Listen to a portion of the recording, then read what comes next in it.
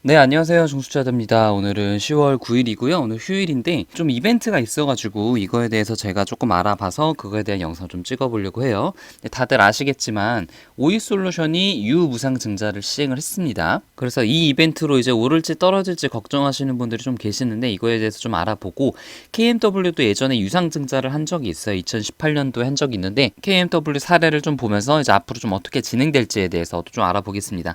이제 여러분께서 오이솔루션 공시가 나가지고 이거에 대해서 좀 궁금해 하셨고, 일단 뭐 종토방이나 여러 그 댓글들을 보면은 하락한다는 의견이 좀 대부분인 것 같아요. 그래서 정말 그럴지, 떨어지면 어느 정도 떨어질지에 대해 좀 생각을 해봤습니다. 자, 이제 항상 그랬던 것처럼 일단 팩트를 먼저 살펴볼게요.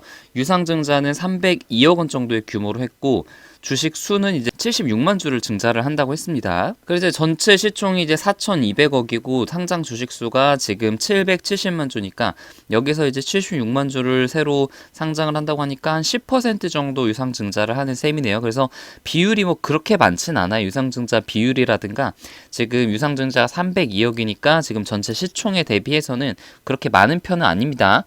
그래서 좀 자세히 보면은 시설 자금이 이제 180억 정도가 들어간다고 하고 운영 자금이 122억 원 정도가 좀 들어간다고 해요. 그래서 뭐 시설 자금으로는 앞으로 뭐 투자 설비 그런 것 쪽으로 이제 들어갈 수가 있고, 뭐 운영 쪽으로는 물건들 이제 재고 물품들을 사는데 좀 들어갈 수가 있겠죠. 그래서 이제 예정 발행가는 39,000원, 한 4만 원 정도로 좀 잡을 수 있겠죠. 확정 예정일은 12월 12일이니까 지금 이제 10월 달이니까 한 두 달 정도 남았습니다.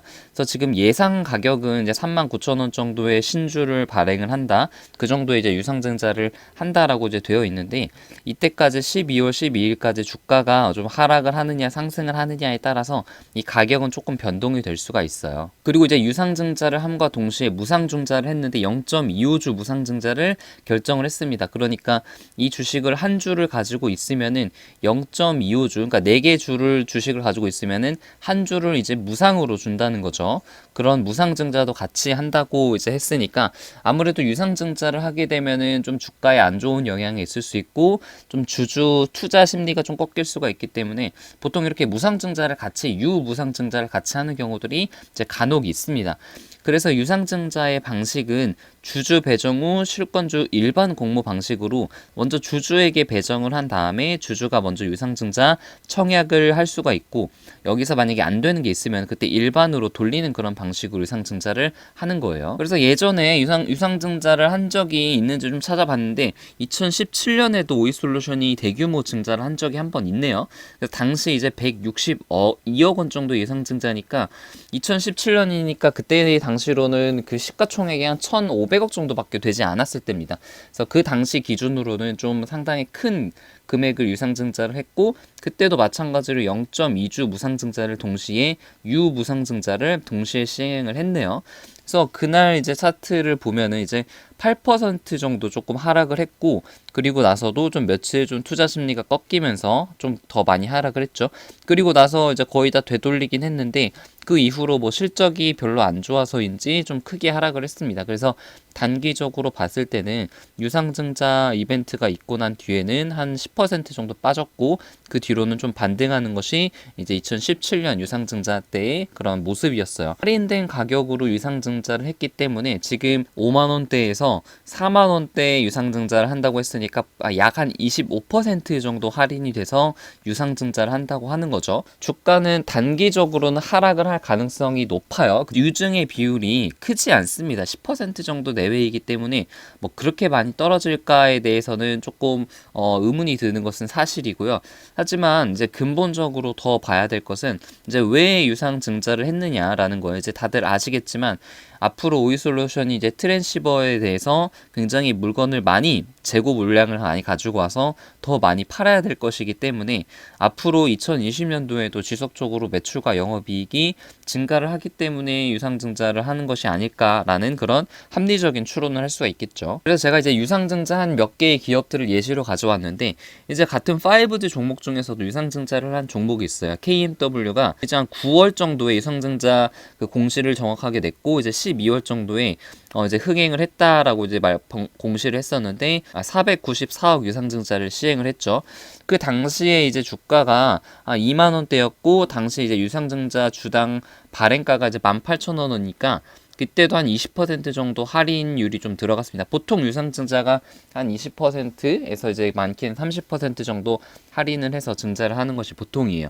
그래서 그 당시에 이제 2만 원대 후반에서 2만 원 초반까지 좀 많이 하락을 했습니다. 이 당시에 제가 실적도 크게 나오지 않았고 불확실성이 많았던 시기죠. 2018년도면은 지금 2019년 1분기, 2분기처럼 실적이 잘 나올 것이라는 그런 기대가 아마 2018년 4분기까지는 아마 적자였던 걸로 기억을 합니다. KMW가. 그래서 아무래도 이제 더 많이 빠졌던 것 같고요. 그래서 일단 조금 근본적인 그런 질문을 한번 좀 해볼게요. 일단 유산증자라는 것이 어떤 건지에 대해서 뭐 아시는 분들은 아시겠지만 일단은 증자라는 것은 말 그대로 자본금을 증가를 시킨다는 거예요.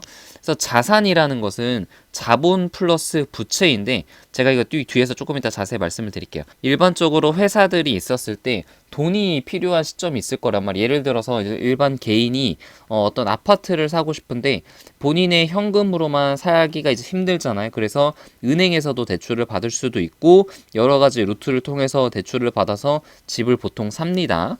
개인들 입장에서 이런데 기업들도 마찬가지예요. 돈이 필요할 때는 외부에서 자금을 끌어다 쓰는데 채권을 발행을 해서 외부에서 자금을 끌어다 쓸 수도 있고 은행을 통해서 대출할 수도 있고 주식 수를 늘려서 그러니까 증자를 통해서 자본금을 늘리는 방법들이 있습니다. 은행에서 대출을 하는 것이 주주 입장에서는 당연히 어떤 주주의 직접적인 영향이 없어서 좋기는 합니다. 근데 이제 회사 입장에서는 이자 부담이 조금 크고 그렇기 때문에 영업이익이 깎일 수도 있고 채권도 이제 종류에 따라서 좀 다르긴 한데 기존 주주들 입장에서는 채권이나 은행에서 대출하는 것이 훨씬 더 좋겠죠.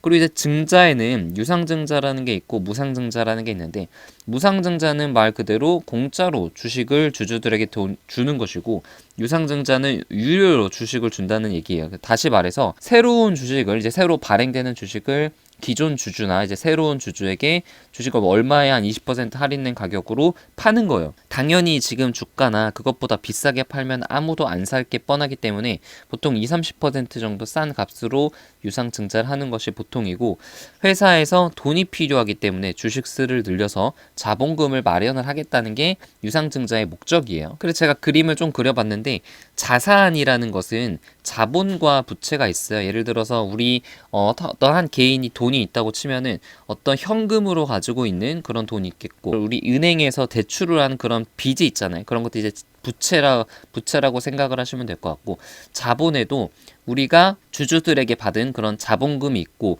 우리가 영업을 해가지고 벌어들인 그런 돈들이 있잖아요. 그런 것을 이제 잉여금이라고 합니다.